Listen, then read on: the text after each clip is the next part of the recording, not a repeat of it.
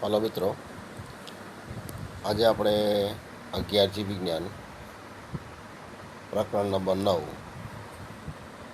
એમાં ઉત્સેચકોની સંરચના એની માહિતી મેળવીશું. આપણે ઉત્સેચકો એટલે રાસાયણિક પ્રક્રિયામાં વેગમાં વધારો કરતા પ્રોટીન પદાર્થ જે સામાન્ય રાસાયણિક પ્રક્રિયાના દરમાં વધારો કરે છે. અને મોટાભાગના જે ઉત્સેચકો છે એ પ્રોટીનના બનેલા હોય છે. છતાં કેટલાક ઉત્સેચકો ન્યુક્લિક એસિડના પણ બનેલા હોય છે. આવા ઉત્સેચકનું ઉદાહરણ છે રિબોઝાઇમ. કેટલાક ન્યુક્લિક એસિડ પણ ઉત્સેચકની જેમ વર્તે છે. તો અહીંયા 1 માર્કનો આ પ્રશ્ન મહત્ત્વનો છે. ન્યુક્લિક એસિડ ઉત્સેચક તરીકે વર્તે છે તેનું ઉદાહરણ જણાવો. તો મોટાભાગના જે ઉત્સેચકો પ્રોટીનના બનેલા છે, પણ કેટલાક ન્યુક્લિક એસિડ એ પણ ઉત્સેચકની જેમ વર્તે છે. કોઈ પણ ઉત્સેચકને રેખીય ચિત્ર દ્વારા પણ રજૂ કરી શકાય છે, કારણ કે આપણે જોઈએ કે આ મોટાભાગના ઉત્સેચકો પ્રોટીનના બનેલા છે. એટલે ઉત્સેચકના બંધારણમાં પણ પ્રોટીન જેવી જ સંરચના જોવા મળે છે. ઉત્સેચકો પોલીપેપ્ટાઇડ એની શૃંખલાથી બનતા હોય છે, અને પોલીપેપ્ટાઇડની શૃંખલામાં એમિનો એસિડ જુદી જુદી સંખ્યા અને જુદા જુદા ક્રમમાં ગોઠવાયેલા હોય છે. એ જ રીતે આ ઉત્સેચકની સંરચનામાં પણ એમિનો એસિડ એની શૃંખલાથી આ ઉત્સેચકો બનેલા હોય છે. અને ઉત્સેચક એમાં પણ પ્રોટીનની જેમ જ દ્વિતીયક અને તૃતીય સંરચના જોવા મળે છે.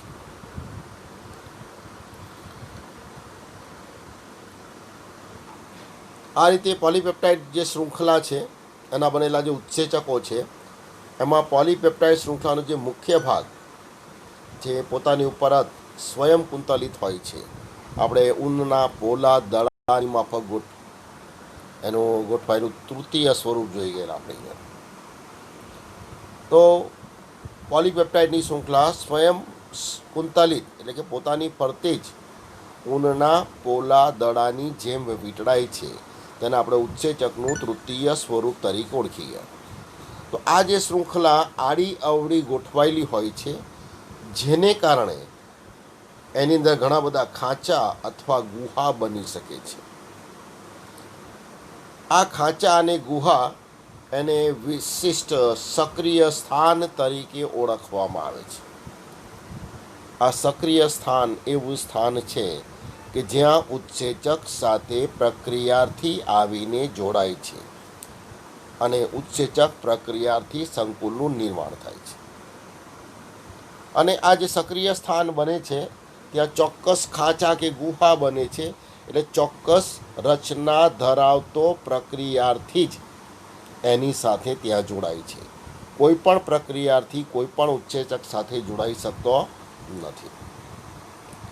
તો આ જે સક્રિય સ્થાને ઉત્સેચક પ્રક્રિયાથી સાથે જોડાય છે અને વધુ ઝડપથી એ પ્રક્રિયા કરી શકે છે. તો આ રીતે ઉત્સેચક એ પ્રક્રિયાના વેગમાં વધારો કરે છે. તો આ ઉત્સેચકીય જે ઉદ્દીપન છે, કારણ કે ઉત્સેચકને જૈવિક ઉદ્દીપકો તરીકે પણ ઓળખવામાં આવે છે. તો આ ઉત્સેચકીય જે ઉદ્દીપન છે એ અકાર્બનિક ઉદ્દીપનથી જુદું પડે છે. એનું કારણ છે કે જે અકાર્બનિક ઉદ્દીપન છે એ ઊંચા તાપમાને અને ઊંચા દબાણે વધુ કાર્યક્ષમ હોય છે. અકાર્બનિક ઉદ્દીપન એટલે કે અકાર્બનિક ઉદ્દીપનની જે પ્રક્રિયા છે, ઊંચા તાપમાને અને ઊંચા દબાણે એ વધુ કાર્યક્ષમ હોય છે. જ્યારે ઉત્સેચકોમાં શરૂઆતમાં તાપમાન વધતું જાય તેમ ઉત્સેચકની પ્રક્રિયાનો દર વધતો જાય છે, પરંતુ 40 ડિગ્રી સેલ્સિયસ તાપમાને ઉત્સેચકો વિનૈસર્ગીકૃત થાય છે. એટલે ઉત્સેચકો નિષ્ક્રિય બની જાય છે. તો આ રીતે સામાન્ય રીતે 40 ડિગ્રી સેલ્સિયસ તાપમાને ઉત્સેચકો જે છે એ વિનૈસર્ગીકૃત થાય છે. છતાં કેટલાક સજીવો એવા પણ છે કે જે એવા પર્યાવરણમાં વસવાટ કરે છે કે જ્યાં તાપમાન ઊંચું હોય છે. અને એમાં આપણે આગળ જોઈ ગયા છીએ કે ગરમ પાણી એના જરામાં જોવા મળતા, સલ્ફરના ઝરણાઓમાં રહેતા કેટલાક જે બેક્ટેરિયા છે, કેટલાક સૂક્ષ્મ સજીવો છે, એ એવા સ્થાને વસવાટ કરે કે જ્યાં તાપમાન 100 ડિગ્રી સેલ્સિયસથી પણ વધારે હોય છે. તો આવા વિસ્તારમાં જોવા મળતા સજીવોમાં જે ઉત્સેચકો મળી આવે છે એ ઉત્સેચકો સ્થિર હોય છે અને તેની ઉત્પ્રેરક શક્તિ ઊંચા તાપમાને પણ સ્થિર રહે છે. લગભગ આપણે જોઈ શકીએ 80 થી 90 ડિગ્રી સેલ્સિયસ તાપમાને પણ આ ઉત્સેચકો સ્થિર રહે છે અને ક્રિયાશીલ રહે છે. તો આ ઉત્સેચકો ઉષ્મા સ્થાયી હોય છે એમ આપણે કહીશું. આ ઉત્સેચક કેવા છે? ઉષ્મા સ્થાયી. તો આમ સામાન્ય રીતે ઉત્સેચક 40 ડિગ્રી સેલ્સિયસ તાપમાને વિનૈસર્ગીકૃત થઈ જાય છે, પણ ગરમ પાણીના જરામાં જોવા મળતા બેક્ટેરિયા, સૂક્ષ્મ સજીવો, સલ્ફરના ઝરણાઓમાં રહેતા કેટલાક સજીવો કે એવા સ્થાને વસવાટ કરે છે કે જ્યાં પાણીનું તાપમાન સતત ઊંચું હોય છે. તો આવા સજીવોમાં જોવા મળતા બેક્ટેરિયા ઊંચા તાપમાને પણ સક્રિય હોય છે. તો કયા સજીવમાં ઉત્સેચકો 80 થી 90 ડિગ્રી સેલ્સિયસ તાપમાને પણ સ્થિર હોય છે? આ પ્રશ્ન 1 માર્કમાં પૂછાશે.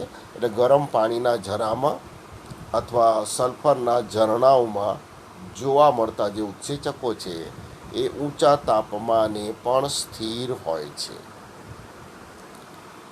તો આ પહેલો પ્રશ્ન થઈ ગયો. હવે બીજો પ્રશ્ન આપણે લઈએ કે રાસાયણિક પ્રક્રિયાઓ કેવી રીતે થાય છે અને તેમાં કેવા પ્રકારના ફેરફારો જોઈ શકાય છે? 3 અથવા 4 માર્કમાં પ્રશ્ન પૂછાય છે. 3 અથવા 4 માર્કમાં આ પ્રશ્ન પૂછાય છે. મહત્વનો પ્રશ્ન છે અહીંયા. તો અહીંયા આપણે જોતા જે રાસાયણિક પ્રક્રિયાઓ છે, રાસાયણિક સંયોજનો, એમાં 2 પ્રકારે ફેરફારો થતા હોય છે. 2 પ્રકાર કયા? તો એક પ્રકાર છે ભૌતિક ફેરફાર અને બીજો પ્રકાર છે રાસાયણિક ફેરફાર. તો ભૌતિક ફેરફાર અને રાસાયણિક ફેરફારમાં શું ફેર છે? તો જ્યારે કોઈ પણ પદાર્થના ભૌતિક સ્વરૂપમાં ફેરફાર થાય, દાખલા તરીકે બરફનો ટુકડો આપણે લઈએ તો ઊંચા તાપમાને આ બરફ ઓગળી જાય છે અને એનું પ્રવાહીમાં રૂપાંતર થઈ જાય છે. તો અહીંયા ઊંચા તાપમાને બરફમાં પાણી છે તે પણ H2O સ્વરૂપમાં જ છે. એમાંથી પ્રવાહી સ્વરૂપ ફેરવાયું અને સ્વરૂપમાં ફેરફાર થયું છે. એના રાસાયણિક બંધોમાં કોઈ પણ રૂપાંતરણ થતું નથી, બંધ તૂટતા નથી કે નવા બંધો રચાતા નથી. એ જ રીતે પાણીને ગરમ કરીએ તો એ વરાળ સ્વરૂપમાં ફેરવાય છે. અહીંયા પણ પ્રવાહી સ્વરૂપમાંથી એનું વાયુ સ્વરૂપમાં રૂપાંતરણ થયું. એમાં કોઈ બંધ તૂટતા નથી કે કોઈ નવા બંધ રચાતા નથી, માત્ર એના સ્વરૂપમાં, અવસ્થામાં ફેરફાર થાય છે. આવા ફેરફારને ભૌતિક ફેરફાર તરીકે ઓળખવામાં આવે છે. જોઈ શકીએ આપણે અહીંયા કે ભૌતિક ફેરફાર કે જેમાં બંધ તૂટ્યા વગર સંયોજનોના માત્ર આકારમાં અથવા આપણે એને કહીશું સ્વરૂપમાં રૂપાંતરણ થાય છે. અન્ય પ્રક્રિયામાં જોઈએ તો અવસ્થામાં ફેરફાર થાય છે. દાખલા તરીકે આપણે જોઈએ કે બરફને ઓગાળીને પાણીમાં પરિવર્તિત થાય કે પાણી વરાળ સ્વરૂપે ફેરવાય, આમાં માત્ર એના સ્વરૂપમાં ફેરફાર થાય છે. એમાં કોઈ બંધ તૂટતા નથી, નવા બંધો રચાતા નથી. તો આવી જે ફેરફાર છે આને આપણે ભૌતિક ફેરફાર તરીકે આપણે ઓળખીશું.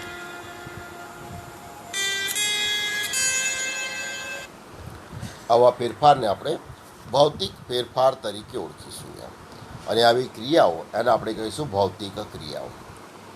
જ્યારે બીજો ફેરફાર આપણે જોઈશું રાસાયણિક ફેરફાર.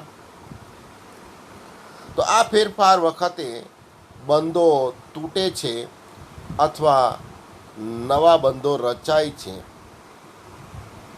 એને રાસાયણિક ફેરફાર કહે છે.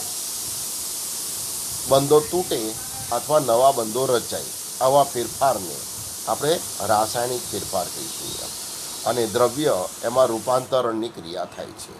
દાખલા તરીકે બેરિયમ હાઇડ્રોક્સાઇડ છે, BaOH ટ્વાઇસ. સલ્ફ્યુરિક એસિડ સાથે જ્યારે H2SO4 સાથે પ્રક્રિયા કરવામાં આવે તો નિપજ તરીકે બેરિયમ સલ્ફેટ મળે છે અને પાણીના 2 અણુ મળે છે. તો અહીંયા રાસાયણિક ફેરફાર થયો, બંધો તૂટે છે, નવા બંધો રચાય છે. તો આવા ફેરફારને આપણે રાસાયણિક ફેરફાર કહીશું. તો આ જે પ્રક્રિયા છે બેરિયમ હાઇડ્રોક્સાઇડ અને સલ્ફ્યુરિક એસિડ વચ્ચેની પ્રક્રિયાને કારણે બેરિયમ સલ્ફેટ અને પાણીના અણુ બને છે. આ એક અકાર્બનિક પ્રક્રિયા છે.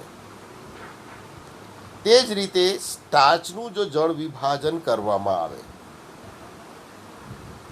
તો એ કાર્બનિક રાસાયણિક પ્રક્રિયા છે. એટલે અહીંયા આપણે 1 માર્કમાં પૂછી શકાય. ઉપરનું જે સમીકરણ છે અકાર્બનિક પ્રક્રિયા છે. સ્ટાર્ચનું જળ વિભાજન કરીએ તો કાર્બનિક રાસાયણિક પ્રક્રિયા છે. તો આ જે ભૌતિક ક્રિયા થાય કે રાસાયણિક ક્રિયા થાય, આ બંને પ્રક્રિયાઓનો દર એક એકમ દીઠ બનતી નિપજથી નક્કી થાય છે. અને તેને આ સૂત્ર દ્વારા રજૂઆત કરી શકાય કે ભૌતિક કે રાસાયણિક પ્રક્રિયાનો દર બરાબર ΔP/ΔT. અને પ્રક્રિયાની જો દિશા નક્કી હોય તો એને વેગ પણ કહેવાય. આ ભૌતિક પ્રક્રિયા કે રાસાયણિક પ્રક્રિયાઓનો દર અન્ય કારકો સાથે પણ સંકળાયેલો હોય છે, એનાથી પણ પ્રભાવિત હોય છે અને સાથે સાથે તાપમાન દ્વારા પણ પ્રભાવિત હોય છે. દાખલા તરીકે ભૌતિક ફેરફારમાં આપણે જોઈ ગયા બરફ. તાપમાન વધે તો બરફનું ઝડપથી પાણીમાં રૂપાંતર થાય છે. અને એ જ રીતે પાણી હોય અને તાપમાનમાં વધારો કરીએ તો એનું ઝડપથી વરાળમાં રૂપાંતર થાય છે. તો આ રીતે ભૌતિક કે રાસાયણિક પ્રક્રિયાઓનો દર છે એ અન્ય કારકોથી પણ પ્રભાવિત થાય છે, તાપમાન દ્વારા પણ એ પ્રભાવિત થાય છે. અને સામાન્ય નિયમ જો આપણે જોઈએ તો દર 10 ડિગ્રી સેલ્સિયસ તાપમાને કોઈ પણ દિશામાં એ તાપમાન વધવાથી કે ઘટવાથી જો તાપમાન કરતાં 10 ડિગ્રી તાપમાન વધી જાય તો પ્રક્રિયાનો દર બમણો થઈ જાય અને તાપમાન ઘટી જાય તો પ્રક્રિયાનો દર અડધો પણ થાય છે. તો આ રીતે તાપમાન એના પર અસર કરે છે.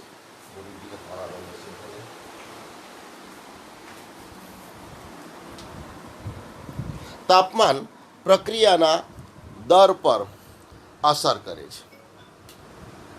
તો અહીંયા આપણે જોઈએ તો બિન ઉદ્દીપકીય જે ઘટના છે એના કરતાં ઉદ્દીપકીય ઘટનાનો દર ખૂબ ઊંચો હોય.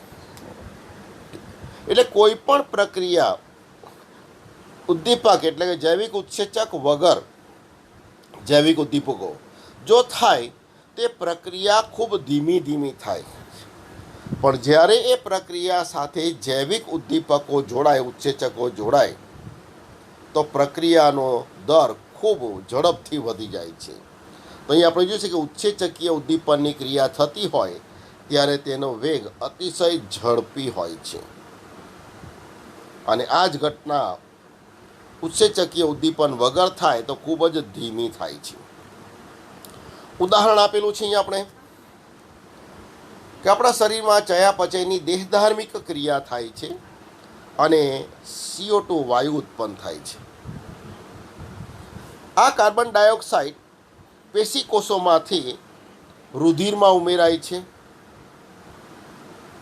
અને રુધિરમાંના પાણી સાથે પ્રક્રિયા કરીને એ કાર્બનિક એસિડ બનાવે છે. એટલે અહીંયા પ્રક્રિયા થશે CO2 plus H2O tends to H2CO3. જો આ પ્રક્રિયા ભૌતિક રીતે થતી હોય, ઉત્સેચકીય પ્રક્રિયા વગર, એટલે જૈવિક ઉદ્દીપકો વગર આ પ્રક્રિયા થતી હોય તો આ પ્રક્રિયા ખૂબ ધીમી થશે. પણ જ્યારે ઉત્સેચકો આ પ્રક્રિયા સાથે જોડાય છે તો પ્રક્રિયાનો દર ખૂબ વધી જાય છે. કેટલો દર રહે છે આપણે જોઈએ તો આ ઉપરોક્ત પ્રક્રિયા ઉત્સેચકની ગેરહાજરીમાં ખૂબ ધીમી થાય છે. જો 1 કલાક ભૌતિક રીતે જૈવિક ઉદ્દીપક વગર આ ક્રિયા થાય છે તો H2CO3ના માત્ર 200 અણુઓ બને છે. CO2 વત્તા H2O ટેન્ડ્સ ટુ H2CO3 બનવાની પ્રક્રિયા જૈવિક ઉદ્દીપકો એટલે ઉત્સેચક વગર થાય તો 1 કલાકની અંદર કાર્બનિક એસિડ H2CO3ના માત્ર કેટલા અણુ બને છે? 200 અણુઓ બને છે. જ્યારે કોષરસમાં રહેલા કાર્બનિક એનહાઇડ્રેઝ ઉત્સેચક દ્વારા જો આ ક્રિયા થાય, આ કાર્બનિક એનહાઇડ્રેઝ એટલે રક્તકણના કોષરસમાં રહેલો હોય છે, તો આ પ્રક્રિયા ખૂબ ઝડપી થઈ જાય છે અને દર સેકન્ડે કાર્બનિક એસિડના 6 લાખ અણુ બને છે. ત્યાં આપણે જોઈએ કે ભૌતિક રીતે જો ક્રિયા થતી હોય તો 1 કલાકની અંદર 200 અણુ બને છે અને જો ઉત્સેચકની હાજરીમાં ક્રિયા થાય છે તો દર સેકન્ડે કાર્બનિક એસિડના 6 લાખ અણુ બને છે. તો આ રીતે ઉત્સેચક જે છે એ પ્રક્રિયાનો દર 10 લાખ ગણો વધારી દે છે. આપણે CO2ના વહન વખતે પણ શીખીશું કે CO2 જે રુધિરમાં ઉમેરાય છે તેમાં આ પ્રક્રિયા રુધિર રસમાં પણ થાય, આ પ્રક્રિયા રક્તકણમાં પણ થાય છે. રુધિર રસમાં પ્રક્રિયા ખૂબ ધીમી થાય છે કારણ કે રુધિર રસમાં આ ઉત્સેચક કાર્બનિક એનહાઇડ્રેઝ રહેલો હોતો નથી. જ્યારે રક્તકણમાં પ્રક્રિયા 1 સેકન્ડના લાખમાં ભાગથી પણ ઓછા સમયમાં થઈ જાય છે, કારણ કે રક્તકણમાં આ પ્રક્રિયા માટે જરૂરી ઉત્સેચક રહેલો છે જેનું નામ આપણે જોઈએ છે કાર્બનિક એનહાઇડ્રેઝ. તો અહીંયા પ્રશ્ન પૂછાશે CO2 વત્તા H2O ટેન્ડ્સ ટુ H2CO3 બનવાની પ્રક્રિયા એને ઝડપી બનાવવા માટે કયો ઉત્સેચક જરૂરી છે? તો કાર્બનિક એનહાઇડ્રેઝ. ઉત્સેચકની ગેરહાજરીમાં ઉપરોક્ત પ્રક્રિયા થાય તો કેટલા સમયમાં કેટલા અણુ બને? આ એક પ્રશ્ન થઈ ગયો. તો 1 કલાકમાં કાર્બનિક એસિડના માત્ર 200 અણુઓ બને અને ઉત્સેચક દ્વારા કાર્બનિક એનહાઇડ્રેઝ દ્વારા જો આ પ્રક્રિયા થાય તો કેટલા સમયમાં કેટલા અણુ બને? તો દર સેકન્ડે 6 લાખ અણુઓ બને છે. હવે આ જે ઉત્સેચક છે એ પાછો બંને દિશામાં પ્રક્રિયામાં ભાગ લઈ શકે, એટલે કે CO2 અને H2Oનું સંયોજન કરીને એ કાર્બનિક એસિડ H2CO3 પણ બનાવી શકે છે અને શ્વસન સપાટી પર જ્યારે રુધિર આવે છે ત્યારે આ જ ઉત્સેચક H2CO3 એનું CO2 અને H2O જેવી નિપજમાં પણ રૂપાંતર કરી શકે છે. તો કાર્બનિક એનહાઇડ્રેઝ એ CO2 વત્તા H2O ટેન્ડ્સ ટુ H2CO3 બનવાની પ્રક્રિયામાં બંને દિશામાં ભાગ લે છે. એટલે એક જ ઉત્સેચક બંને દિશામાં પ્રક્રિયામાં ભાગ લે છે. એટલે આ ઉત્સેચકને પ્રતિવર્તી ગુણધર્મ ધરાવતો ઉત્સેચક કહે છે. તો ત્રીજો પ્રશ્ન પૂછાશે કયો ઉત્સેચક પ્રતિવર્તી ગુણધર્મ ધરાવે છે? એટલે કે બંને દિશામાં એક જ પ્રક્રિયામાં બંને દિશામાં ભાગ લઈ શકે. એટલે પહેલી વખત આપણે જો CO2 અને H2O પ્રક્રિયક થઈ ગયા અને નિપજ બને છે H2CO3 કાર્બનિક એસિડ. તો અહીંયા પ્રક્રિયક છે CO2 અને H2O અને નિપજ બની H2CO3. પણ ઊંધી દિશામાં જઈએ આપણે તો H2CO3નું વિભાજન થાય, જળ વિભાજન જેને આપણે કહીશું, તો એમાંથી CO2 અને H2O બને. તો ત્યારે H2CO3 પ્રક્રિયક થઈ ગયું અને CO2 અને H2O એ નિપજ તરીકે મળી.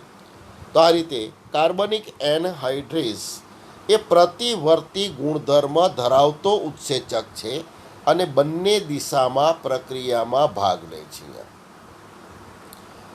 હવે એક ઉત્સેચક એક પ્રક્રિયા સાથે જોડાયેલો હોય તો એ ઉત્સેચક અન્ય પ્રક્રિયાર્થી પર કે અન્ય પ્રક્રિયામાં ભાગ લઈ શકતો નથી. દાખલા તરીકે માલ્ટોઝ પર જ પ્રક્રિયા કરી શકે, લેક્ટોઝ પર જ પ્રક્રિયા કરી શકે,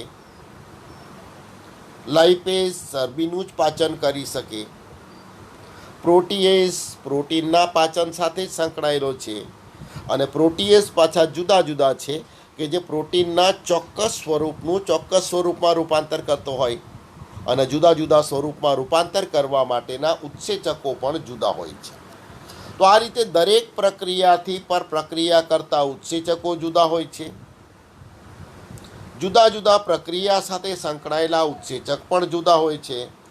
તો આ રીતે હજારો પ્રકારના ઉત્સેચકો હોય છે અને દરેક ઉત્સેચક ચોક્કસ રાસાયણિક પ્રક્રિયા કે ચયાપચયિક પ્રક્રિયામાં ભાગ લે છે. એક પ્રક્રિયાર્થી પર પ્રક્રિયા કરતો ઉત્સેચક અન્ય પ્રક્રિયાર્થી પર પ્રક્રિયા કરી શકતો નથી.